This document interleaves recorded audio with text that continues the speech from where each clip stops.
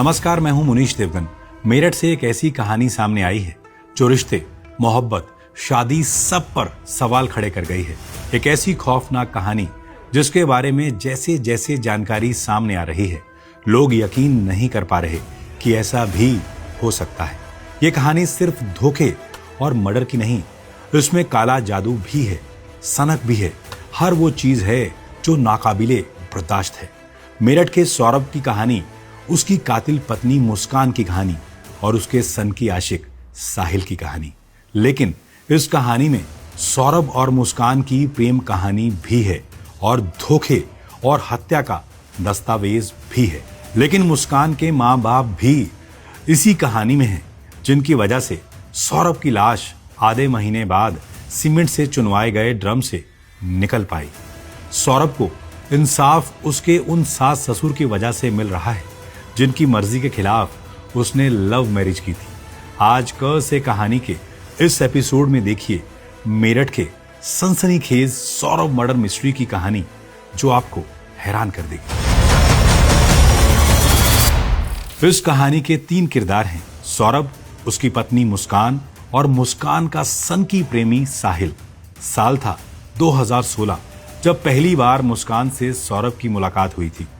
मुलाकात दोस्ती में बदली और दोस्ती प्यार में। सौरभ ने मुस्कान को बताया था कि वो मर्चेंट नेवी में काम करता है और लंदन में पोस्टेड है। मुस्कान के घर वाले तो शादी को तैयार थे, लेकिन सौरभ के नहीं। लेकिन इश्क कहाँ घर वालों की सुनता है। सौरभ ने अपने घर वालों की मर्जी के खिलाफ जाकर मुस्कान से शादी कर ली थी। मेरठ में ही किराए के मकान में मुस्कान के साथ वो रहने लगा था। 6 महीने बाद सौरभ नौकरी पर लंदन चला गया। लेकिन शादी के बाद पता चला कि सौरभ तो दरअसल मर्चेंट नेवी में नहीं, बल्कि वो तो लंदन में किसी बेकरी में काम करता है। उसके पास बहुत पैसे भी नहीं थे। मुस्कान और सौरभ की तब तक एक बेटी हो चुकी थी। सौरभ लंदन में रहता था तो मुस्कान मेरठ में किराए के मकान में अपनी बेटी के साथ अकेली रहती थी। इसी दौरान मोहल्ले के साहिल से उसकी मुलाकात होती है। जल्दी ही ये मुलाकात दोनों को करीब ले आती है। साहिल लगातार मुस्कान के घर आता जाता रहता है। दोनों साथ में शराब पीते हैं। मकान मालिक दोनों के रिश्तों को भाप जाता है। 2 साल बाद 2021 में जब सौरभ लंदन से वापस मेरठ आया तो मकान मालिक ने उसे मुस्कान और साहिल के बारे में सब कुछ बता दिया। इसी बात पर सौरभ और मुस्कान के बीच झगड़ा हो जाता है। सौरभ मुस्कान और उसके प्रेमी की चैट्स भी पढ़ लेता है। बात तलाक तक पहुंच जाती है। सौरभ ने मुस्कान को कहा कि मुझे तलाक चाहिए, लेकिन मुस्कान इनकार कर देती है। दोनों के बीच अक्सर झगड़े होते हैं, लेकिन इस दौरान भी मुस्कान लगातार साहिल से बातचीत करती रहती है। इन्हीं झगड़ों के बीच 2023 में सौरभ एक बार फिर लंदन चला जाता है। इस कहानी का तीसरा किरदार यानी साहिल शुक्ला अंधविश्वास और तंत्र मंत्र पर काफी यकीन करता था। उसने अपनी मरी हुई मां के नाम से एक स्नैपचैट अकाउंट भी बना रखा था। उसे लगता था कि उसकी मां उससे बात करती है। मुस्कान को भी ये बात पता थी। उसने अपने भाई के फोन से एक स्नैपचैट अकाउंट बनाया साहिल की मां के नाम से। वो साहिल से उसकी मां बनकर लगातार बात करती और कहती कि मुस्कान बहुत अच्छी लड़की है, उसे छोड़ना मत। नशे और अंधविश्वास में धुत रहने वाले साहिल को लगा कि उसकी मां वाकई उससे बात कर रही है। इसलिए भी मरी हुई मां का आदेश मानते हुए वो हर हाल में मुस्कान से शादी करना चाहता था। लेकिन इसके लिए मुस्कान के पति सौरभ को रास्ते से हटाने की जरूरत थी। ऐसा नहीं है कि सिर्फ साहिल ऐसा चाहता था, मुस्कान भी यही चाहती थी। अंधविश्वास के कारण साहिल ने मुस्कान से कहा कि उसके पति की हत्या वो खुद करेगी। पहला वार उसे ही सौरभ के सीने पर करना होगा। मुस्कान मान जाती है। सौरभ 2 साल बाद लंदन से लौटने वाला था, मुस्कान और बेटी पीहू का बर्थडे मनाने के लिए। लेकिन मेरठ में साहिल और मुस्कान उसकी मौत की योजना बना चुके थे। लंदन से पति सौरभ अपने घर मेरठ लौटता है, उस पत्नी के पास जिससे उसने लव मैरिज की थी, घर वालों की मर्जी के खिलाफ जाकर।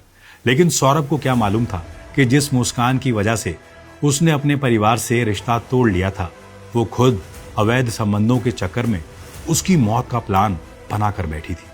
आपको बता दें कि 25 फरवरी को मुस्कान और 28 फरवरी को उसकी बेटी पीहू का बर्थडे था। इसके चलते 24 फरवरी को सौरभ लंदन से मेरठ आया, पत्नी और बेटी का बर्थडे भी मनाया और 2 मार्च को मेरठ के ब्रह्मपुरी में रह रही अपनी मां से मिलने वो उनके घर गया था।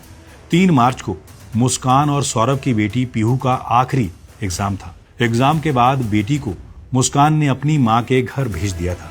सौरभ की हत्या तो अपने बर्थडे वाले दिन ही वो करने वाली थी, लेकिन सौरभ ने उस दिन शराब पी ही नहीं थी, जिसमें मुस्कान नशे की गोली मिलाने वाली थी।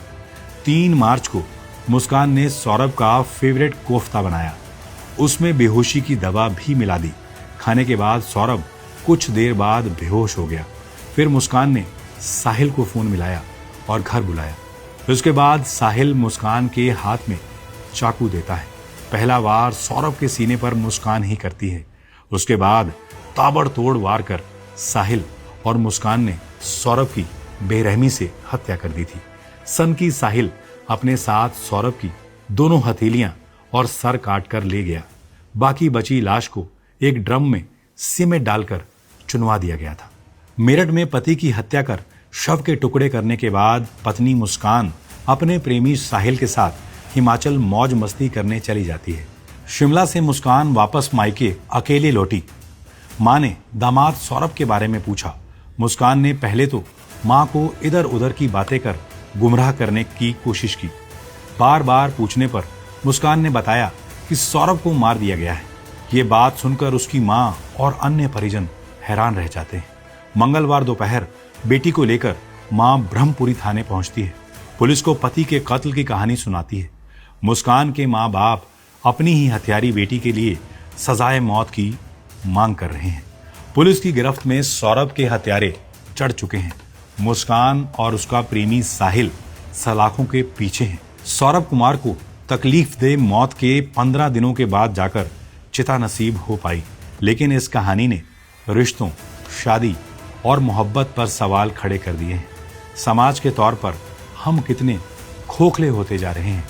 ये कहानी बेहद खौफनाक है, लेकिन सबसे अफसोस की बात यह है कि यह हमारे समाज के बीच घटी एक कहानी है। इस कहानी को सुनकर आपके रोंगटे खड़े हो गए होंगे।